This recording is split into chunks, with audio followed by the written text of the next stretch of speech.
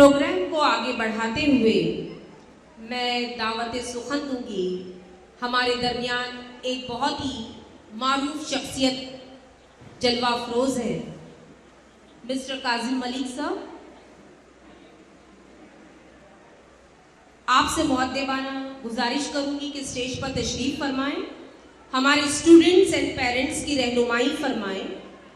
Sir के कारनामों की अगर आपकी तवज्जो मेरी तरफ है तो मैं आपको बताना चाहूंगी कि मिस्टर काजिम मलिक सर की कारहाय नुमाया जो उन्होंने अंजाम दिए और दे रहे हैं अल्हम्दुलिल्लाह, उनकी एक तवील फहरिस्त मेरे हाथ में है, मगर मैंने दरिया को सिर्फ कूजे में सिमटने का काम किया है। यहाँ पर सर मैं आपके तारुफ में इतना ही कहूंगी कि स्कूल और कॉलेज के तालिबात को करियर गाइडेंस के जरिए रहनुमाई करना आपका नज़्बुल ऐन है। साथ ही हज हाउस मुंबई में आप यूपीएससी के लिए कोचिंग सेंटर्स की विजिटिंग फैकल्टी में भी आप पेश रहते हैं। डिस्वी college of arts and science commerce Bandra में, लिहाजा बड़ी तवील फहरिस्त है सर की। मैं सर से वक्त का तकाज़ा चाहते हुए स्टेज पर तशरीफ फरमा होने की दावत देती हूँ। सर आ जाइए।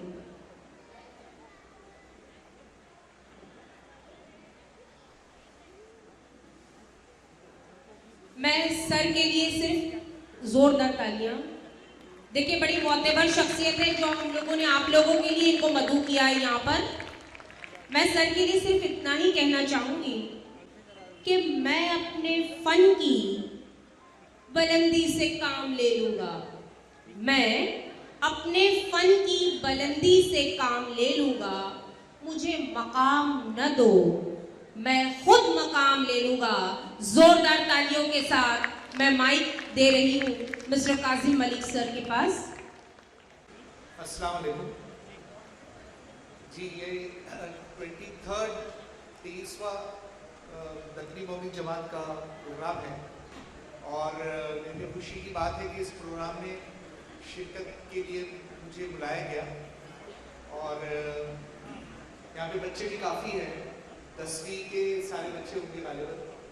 प्राइज़ जिनको मिल रहा है वो बच्चे भी 10वीं के होंगे या 11वीं 12वीं के, मुझे मालूम नहीं, लेकिन कुछ इम्पॉर्टेंट बातें हैं जो आपसे करना ज़रूरी है। एक ये कि 10वीं पढ़ने के बाद 10वीं के बाद 11-12 में जो एडमिशन लेते हैं आप लोग, उसके लिए हम लोग एक हमारा अदारा चलाते हैं खैर ट्रस्ट, जिसमें 10वीं के बाद एप्टीट्यूड टेस्ट होता है और उसके बाद काउंसलिंग होती है कि आपको कौन सी फील्ड में जाना है। अब 10वीं के बाद आर्ट्स साइंस कॉमर्स एक फील्ड है, उसके अलावा डिप्लोमा भी एक फील्ड है जिसमें आप जा सकते हैं। डिप्लोमा इंजीनियरिंग के लिए होता है। डिप्लोमा करने के बाद आप लोग जेई के जैसे मुश्किल एंट्रेंस टेस्ट से बच जाते हैं और एमएचटी सीईटी जैसे एंट्रेंस टेस्ट से बच जाते हैं। डिप्लोमा के बाद आप डायरेक्ट सेकंड ईयर इंजीनियरिंग में एडमिशन लेते हैं, तो आप एंट्रेंस टेस्ट से बच जाते हैं, बड़ी बात है। अब जिसको एंट्रेंस टेस्ट देना हो, जिसको कॉन्फिडेंस हो कि मैं आईआईटी मेन या आईआईटी एडवांस का एंट्रेंस टेस्ट दे सकता हूँ, ये कि मैं एमएचटी सीईटी का एंट्रेंस टेस्ट दे सकता हूँ, वो डिप्लोमा ना दे, 11-12 करे साइंस से। और जिसको ऐसा लगता है कि मैं साइंस से नहीं कर सकता तो कॉमर्स और आर्ट्स से करें। इस वक्त सबसे ज़्यादा फील्ड आर्ट्स में मौजूद है, उसके बाद कॉमर्स में, उसके बाद साइंस में। क्योंकि साइंस में आप लोग एडमिशन लेते हो तो आपके पास कंप्यूटर साइंस एक ऑप्शन है, आपके पास इंजीनियरिंग में बहुत सारे ऑप्शन है, सिविल है, मैकेनिकल है। अब एक मैकाट्रॉनिक्स भी एक फील्ड आई है अगले 2 सालों से। मैकाट्रॉनिक्स एक फील्ड है जो डिप्लोमा में भी अवेलेबल है, डिग्री में भी अवेलेबल है, लेकिन मैकाट्रॉनिक्स के लिए परसेंटेज ज़्यादा दरकार है। 10वीं में अच्छे परसेंटेज आएंगे तभी आप मैकाट्रॉनिक्स ले पाएंगे, वरना फिर आप सिविल लीजिए, मैकेनिकल लीजिए, ऑटोमोबाइल लीजिए, इस तरह की फील्ड आप ले सकते हैं। ऑटोमोबाइल वैसे कम ही लोग लेते हैं, लेकिन ऑटोमोबाइल में बहुत अच्छा करियर आ गया है। ऑटोमोबाइल में जब से इलेक्ट्रिक गाड़ी आई है तब से करियर को बहुत बूस्ट आने वाली है लड़कों के लिए। और डिप्लोमा करने के बाद आप डिग्री भी सेकेंड ईयर कर सकते हैं। आप मैकेनिकल प्लस ऑटोमोबाइल भी ले सकते हैं, या आप भूलिए मत, आप मैकाट्रॉनिक्स में ऐसी फील्ड आपको मिलेगी जहां मैकेनिकल काम भी करेंगे और इलेक्ट्रिकल काम भी करेंगे। तो जितनी इलेक्ट्रिकल गाड़ियां आ रही हैं 2040 में हिंदुस्तान में, हमारे यहाँ ऑटोमोबाइल में बहुत बड़ा रिवॉल्यूशन आने वाला है। आपके पास पेट्रोल और डीजल की गाड़ियां खत्म होगी और 2040 तक इलेक्ट्रिक गाड़ियां सब होंगी। उस वक्त इलेक्ट्रिक के मैकेनिक लगेंगे, उस वक्त इलेक्ट्रॉनिक्स के मैकेनिक लगेंगे और आपको उसके लिए नए गैरेज लगेंगे, नया पूरा सेटअप लगेगा। उसके लिए बहुत ज़्यादा लोगों की ज़रूरत है। तो अब जो बच्चे पेट्रोल और डीजल गाड़ियाँ रिपेयर कर रहे हैं उनको याद रखना चाहिए 2040 तक वो गाड़ियाँ रिप्लेस हो जाएगी और नई गाड़ी आएगी। हर चीज़ में इलेक्ट्रॉनिक आएगा।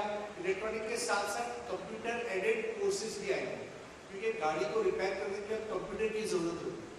अब आप देखकर गाड़ी कैसे रिपेयरिंग करेंगे, आप उसमें कंप्यूटर का डिवाइस लगाएंगे और आपको प्रॉब्लम समझ में आ जाए। तो इस तरीके की गाड़ियाँ आ रही। अच्छा, जो बच्चे डॉक्टर बनना चाहते हैं उनके लिए नीट एग्जाम कंपलसरी है, लेकिन याद रखिए नीट एग्जाम में हर बच्चे को कामयाबी मिले जरूरी नहीं है।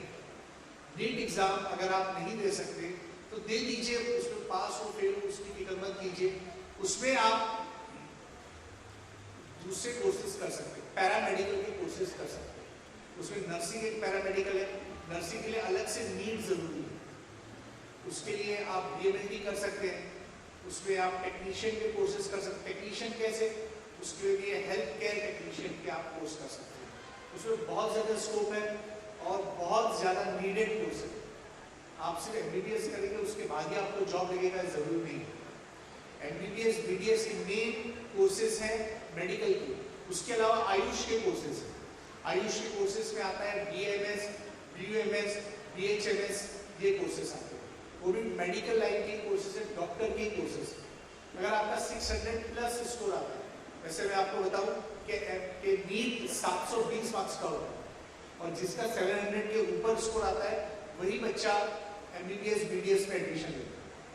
अच्छा, अब मैं आपको बताऊं, अगर आप उर्दू लैंग्वेज जानते हैं तो आप BUMS के कोर्स में दाखिला ले सकते हैं। उर्दू लैंग्वेज जानना उसके लिए ज़रूरी है। अगर आप 10th में उर्दू नहीं लिए तो 12th में उर्दू ले लें। वैसे आपको अरबी आती है, अरबी मदरसा पढ़े तो आप उर्दू भी मेहनत करके सीख सकते हैं। उसमें BUMS की सीटें खाली जाती हैं क्योंकि हमारे बच्चों ने उर्दू नहीं पढ़ा होता। उर्दू पढ़ने का एक बड़ा फ़ायदा ये है कि आप BUMS कर सकते हैं, जो सिर्फ उर्दू के लिए, उर्दू उसके लिए ज़रूरी है। सिर्फ कुछ रियासतें ऐसी है जहाँ पे उर्दू कंपलसरी नहीं है, लेकिन अगर आपने उर्दू ली तो आप मेडिकल का एक कोर्स कर सकते हैं जो कि BUMS। इसके अलावा आप हिंदी ले लें, आप मराठी ले लें तो आप BAMS कर सकते हैं, बैचलर ऑफ आयुर्वेदा कर सकते हैं। उसके फर्स्ट ईयर में संस्कृत एक कंपलसरी लैंग्वेज है। अगर आपने हिंदी ली है, आपने मराठी ली है, आपने संस्कृत पढ़ी है तो आप फर्स्ट ईयर का वो एग्ज़ाम आसानी से दे सकते हैं। वो bachelor of Ayurvedic medical surgery. ये बातें जानना बहुत ज़रूरी है। इसके अलावा कुछ डॉक्यूमेंट बहुत नेसेसरी है आप लोगों के लिए, जैसे आप डोमासाइल बना लें, आप आधार कार्ड बना लें। आधार कार्ड में नाम करेक्शन बहुत इंपॉर्टेंट है। इतना इंपॉर्टेंट है कि अगली जब नस्ल आएगी तो बच्चा पैदा होगा तभी उसका आधार कार्ड भी साथ में प्रिंट किया। आधार कार्ड इतना इंपॉर्टेंट कर दिया गवर्नमेंट ने कि आधार कार्ड उसमें सही नाम, इसके बगैर आप कुछ नहीं कर सकते। तो Aadhaar card, ration card, bank account, domicile, ये फर्ज है डॉक्यूमेंट बनाना हमारे। इसमें डॉक्यूमेंट में हम लोग कोताही करते हैं, फिर वहाँ पे जाए तो नाम में गड़बड़ी होती है, स्पेलिंग में गड़बड़ होती है, हमारा फॉर्म रिजेक्ट होता है। इसके अलावा कुछ रिजर्वेशन है, याद रखिए रिजर्वेशन बहुत नेसेसरी है। अब एक बच्चा है जिसका एडमिशन हो गया KEM हॉस्पिटल में, मगर उसके पास एक सर्टिफिकेट नहीं था हिली रीजन का। हिली रीजन के लिए सर्टिफिकेट होता है, वो बहुत ज़रूरी है। आपके पास हिली रीजन नहीं है तो आप बाहर हो जाते हैं। हमने उस बच्चे का सर्टिफिकेट रातों रात बनवाया, एक दिन में वो बनवाया और उसके बाद उसको सर्टिफिकेट के बेस पर एडमिशन किया। वो खुलदाबाद का रहने वाला था, वहाँ के लोगों को हिली रीजन का सर्टिफिकेट मिलता। फिर कुछ बच्चे हैंडीकैप होते हैं, हैंडीकैप के लिए 1% रिजर्वेशन। हैंडीकैप बच्चों को 200 नंबर पे MBBS मिले, ये हमारे बच्चे नहीं जानते। अभी आपको बताएं कि अगर आपकी एक उंगली कम है तो आप हैंडीकैप का सबूत किए जाते हैं और आपको MBBS में 200 नंबर में फुल एडमिशन मिलता है, फीस भी माफ़ हो जाती है। इस वक्त गवर्नमेंट का ये एहसान है कि उससे लड़कियों के लिए फीस माफ़ कर दी। आपके लिए कोई भी मेडिकल कॉलेज में लड़कियों के लिए कंपलसरी फीस माफ़ है। आप GR हमसे ले जाइए, लड़कियों के लिए फीस माफ़ है, वो पूरा GR है हमारे पास। उसकी वजह से लड़कियों को फर्स्ट ईयर में फीस नहीं देना पड़ती है। अब फीस की कमी के लिए कोई भी बच्चा एडमिशन से वंचित नहीं रह सकता, ये बात आप याद रखें। पैरामेडिकल के कुछ कोर्सेज हैं, लेकिन कुछ इंस्टीट्यूट हमारे साथ धोखाधड़ी करते हैं। जैसे फिजियोथेरेपी है, उसके लिए 12 लाख 20 लाख रुपये मांगते हैं। फिजियोथेरेपी में गवर्नमेंट एडेड कोर्स में आप सिर्फ मार्क्स ले जाइए, नीट के जो भी मार्क्स हो, आपको पूरे महाराष्ट्र में फ्री में एडमिशन मिलेगा। पूरे महाराष्ट्र में इसलिए बोल रहा हूँ कि महाराष्ट्र भर में फिजियोथेरेपी की सीट्स बाकी रही। फिजियोथेरेपी हुआ, एक्सरे टेक्नीशियन हुआ या सोनोग्राफी टेक्नीशियन है, ये सब टेक्नीशियन के कोर्सेज में लड़कियों के लिए फीस माफ है और वो अदारों को एडमिशन देते हैं। ये सिर्फ इसलिए होता है कि हम लोग प्राइवेट अदारों में जाते हैं, हमको फॉरेन एडमिशन की आदत हो गई, हम गए, अपने मार्कशीट प्रोड्यूस किया और उनको एडमिशन मिल गया। ऐसा नहीं है, आधार कार्ड देना लाजमी है, डोमासाइल देना लाजमी है। डोमासाइल मतलब you are belong to Indian and you are Maharashtra state student. ये आपके पास नहीं होगा तो आपको कैसे एडमिशन मिलेगा? आप बोलते हैं हमारे पास हमको एडमिशन नहीं मिलता है, आपके पास आधार कार्ड नहीं होता, आधार कार्ड में नाम गलत होता है, तस्वीर दिखाई नहीं देती, ये आपकी गलती है। आपको 10th के बाद 12th 2 साल पहले आपको अपार आईडी बनाना चाहिए। अपार आईडी एक स्कूल का डॉक्यूमेंट है जो स्कूल वाले बना के देते हैं फ्री ऑफ कॉस्ट। ये बनेगा तभी स्टूडेंट जो है जाएगा 12th के बाद एडमिशन। ये बात याद रखिए, बराए करम ये बात याद रखिए। तो 10th के बाद अपार आईडी होगा, 12th के बाद अपार आईडी के बगैर आपका एडमिशन नहीं। आप बोलेंगे देखो मुझे एडमिशन नहीं मिला, अरे भाई आप अपार आईडी बनाओ, कंप्यूटराइज बनता है, स्कूल में आपके फ्री में मिलता है, आप नहीं बनाते। इतने सारे टेक्निकल डिटेल्स है जिसकी वजह से आपका एडमिशन नहीं होगा। हम ये कहते हैं कि आप बराबर डॉक्यूमेंट ले जाओ, आपका एडमिशन हो जाए। आप 600 के ऊपर नंबर लाएंगे, आपका MBBS में एडमिशन हो जाएगा। और जरूरी नहीं है कि MBBS और BDS ही करें, आप BMS भी कर सकते हैं, BMS भी कर सकते हैं, बैचलर ऑफ नेचुरोपैथी, योगा, ये लोग भी मेडिकल प्रैक्टिस कर सकते हैं थैंक्स टू BJP गवर्नमेंट। यानी कि आयुर्वेदा के साथ योगा, आयुर्वेदा में भी आप प्रैक्टिस कर सकते हैं, यूनानी में प्रैक्टिस कर सकते हैं, होम्योपैथी में प्रैक्टिस कर सकते हैं। कौन रोकता है आपको? आप उसमें डबल पैथी यूज करते हैं, आप होम्योपैथी भी यूज करो, अंग्रेजी मेडिसिन भी यूज करो, आपको किसी ने रोका नहीं। MBBS वाले तो खैर मजबूर है, वो सिर्फ इंग्लिश मेडिसिन यूज कर सकते हैं, लेकिन आप यूनानी और एलोपैथी दोनों तरह की मेडिसिन यूज कर सकते हैं। ये बात समझ में आई? 12th के बाद अब बच्चे IIT JEE का मेन देते हैं। JEE मेन एग्जाम में पिछले 2 साल पहले 10 लाख बच्चे बैठे थे। 10 lakh student appear in JEE main exam. उसके बाद JEE एडवांस होता है। 10 लाख में से 8 लाख बच्चे डिस्क्वालीफाई हो गए। कितने बच्चे? 8 लाख बच्चे। उन 8 लाख बच्चों ने फिर क्या किया? JEE छोड़कर MHT CET दिया, फिर एडमिशन हुआ।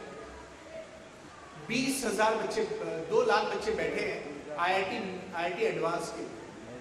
उन 2 लाख बच्चों में से 1,80,000 फिर फेल हुए। अब कितने बच्चे? 20,000 बच्चे। अब JEE मेन की सीट्स कितनी है ऑल इंडिया लेवल में? 11,500 सीट्स। 11,500 में से 20,000 बच्चों का एडमिशन हुआ। IIT Bombay, IIT Roorkee, IIT जितने भी IIT 17 IITs है बॉम्बे, ये पूरे हिंदुस्तान में, इसमें सिर्फ 11,000 सीट्स। अब आप चाहते हैं कि मेरे बच्चे को एडमिशन मिले, एडमिशन ऐसे नहीं मिलता। या कुर्ला में रहकर कॉलेज जाके एडमिशन नहीं मिलता, बच्चे को भेजना पड़ेगा कोटा, वहाँ पे 2 साल मेहनत करेगा, रात दिन मेहनत करेगा, उसके बाद फिर उसको एडमिशन मिलेगा।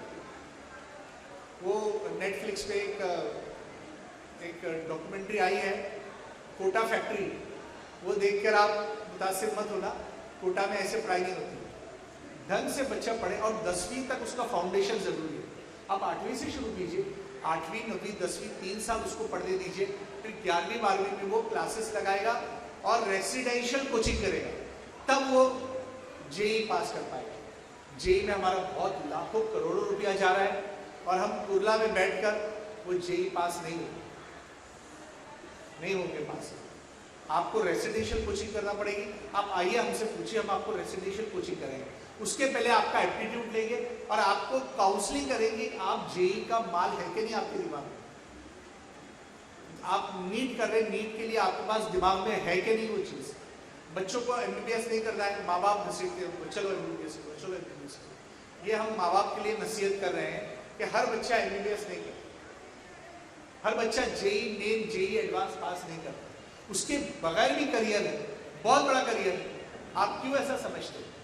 एकेडमिक्स में जो करियर है वो सिर्फ जेई और नीट को लेकर नहीं है, वो और भी करियर्स है। अब ये तो बात होगी साइंस की। मैं आपको कॉमर्स की बात बताऊं। कॉमर्स में या तो एक कोर्स होता है सीए बनने के लिए, या कंपनी सेक्रेटरी बनने के लिए, या अकाउंट्स में ऐसे बहुत सारे कोर्सेज हैं जो छोटे कोर्सेज हैं, और वो अकाउंट्स में कोर्सेज करके बच्चा अकाउंट्स के में एडमिशन लेता है। और सीए तो बहुत बड़ा कोर्स है। सीए का रिजल्ट आपको पता है हर साल कितना आता है? 2%। 2%, यानी कि 100 में से कितने बच्चे पास हो रहे हैं? 2 बच्चे पास हो। अब बोलते हैं ये तो हमारे साथ डिस्क्रिमिनेशन है, देखो 2 ही बच्चों को पास किया। अरे भाई, हर साल 2 बच्चे पास हो, उसमें सबसे ज्यादा अपीयर कौन सी कम्युनिटी करती है? गुजराती कम्युनिटी वाले सीए ज्यादा बनते हैं, जैन कम्युनिटी के बच्चे सीए ज्यादा बनते हैं। उनके घर में लीगेसी होती है, उनका बाप भी सीए होता है, उनका चाचा भी सीए होता है, तो बच्चा भी सीए करता है। घर में किताबें होती है हजारों रुपए की, घर में माहौल होता है वैसा पढ़ने का, अलग से कमरा होता है, बच्चा अलग से ध्यान के साथ पढ़ता है। और सीए के कॉलेजेस भी अलग अलग होते हैं। बच्चा एक कॉलेज में जाता है, वहां पे सीए के उसको दोस्त भी मिलते हैं जो सीए एक्चुअली करने वाले हैं। कंपनी सेक्रेटरी करें आप कंपनी सेक्रेटरी से शुरुआत करें, तब तो आप सीए बनेंगे। आप कैसे सीए बनेंगे? सीए बनने के लिए माहौल लगता है, उसके लिए एनवायरनमेंट लगता है। अब आप आर्ट्स लेते हैं, आर्ट्स में आप क्या बनेंगे? तो हम कलेक्टर बनेंगे, हम आईएएस बनेंगे। तो आईएएस बनने के लिए आप बैठे बैठे घूम फिर के नहीं बन सकते। आप घूम फिर के आईएएस नहीं बन सकते। आईएएस बनने के लिए 10 से 12 से 14 घंटा पढ़ाई करनी होती है। और आप कहाँ पढ़ेंगे बताइए मुझे? आप दिल्ली में पढ़ेंगे। अब बम्बई में एक क्लासेस है, हज हाउस में एक क्लास है। आप वहाँ का एंट्रेंस टेस्ट दीजिए, आप पास होंगे तो वहाँ पे रेसिडेंशियल कोचिंग में आप 8 महीने पढ़ेंगे। मई में एग्जाम होता है, एंट्रेंस टेस्ट होता है, उसमें पास होंगे, फिर मेन में एग्जाम देंगे, मेन एग्जाम देंगे, फिर इंटरव्यू होगा, फिर इंटरव्यू का एग्जाम देंगे, फिर आपको ट्रेनिंग के लिए जाना पड़ेगा। आईएएस के लिए बहुत कोशिश की, ज्यादा मेहनत की और फोकस थिंकिंग की जरूरत है। आपको अगर एंट्रेंस टेस्ट देना है तो आप आइए हमारे पास, हम आपको बताते हैं एंट्रेंस टेस्ट के लिए क्या किताबें पढ़ी जाती हैं।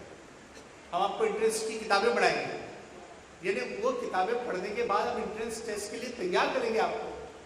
मई के महीने में एंट्रेंस टेस्ट होता है, बच्चे अप्रैल में जागते हैं मैं आईएएस बनूंगा। अरे भाई, कैसे बनेगा तूने पढ़ाई क्या किताबें? नहीं, मैं अपने थिंकिंग से बन जाऊंगा। बच्चों में हमारी थिंकिंग बहुत अच्छी है और हमारे यहाँ पास वैसी थिंकिंग के साथ वैसी मेहनत करने वाले बच्चे भी, लेकिन वो डायरेक्शन लेस है, उनको डायरेक्शन नहीं। आईएएस करने के लिए डायरेक्शन की, फोकस की और डिटर्मिनेशन की जरूरत है। हम लोग डिटरमाइन नहीं रहते, हम लोग घर में बैठ के पढ़ाई नहीं करते। अब आप बोले कि हमारा तो घर नहीं है वैसा। अभी एक बच्चा डोगरी से पिछले साल पास हुआ, हमने पढ़ाया उसको, इतना छोटा सा घर है, वहां बैठ के पढ़ा उसको। हज हाउस में कोचिंग के लिए आता था, वहां पास होके आईएएस बन गया। एक 2 साल फेल हुआ, 3rd ईयर में पास हुआ। मालेगांव से बच्चे बनते हैं, भिवंडी से बच्चे बन रहे हैं। हम चाहते हैं कि कुर्ला से भी बच्चे बने, भांडुप से बने, और एक जो एरिया में बच्चे हैं वो एरिया में स्टूडेंट को गाइड करने के लोग आए। हमारे पास बच्चे आते हैं, हम उनको बहुत अच्छे से गाइड करते हैं, हम उनको मटेरियल देते हैं जहाँ पर वो आईएएस की किताबें पढ़े। आईएएस की मैगजीन्स आती हैं, आईएएस की मैगजीन्स पढ़ने के बाद ही आप उस कोर्स के लिए अप्लाई करते हैं।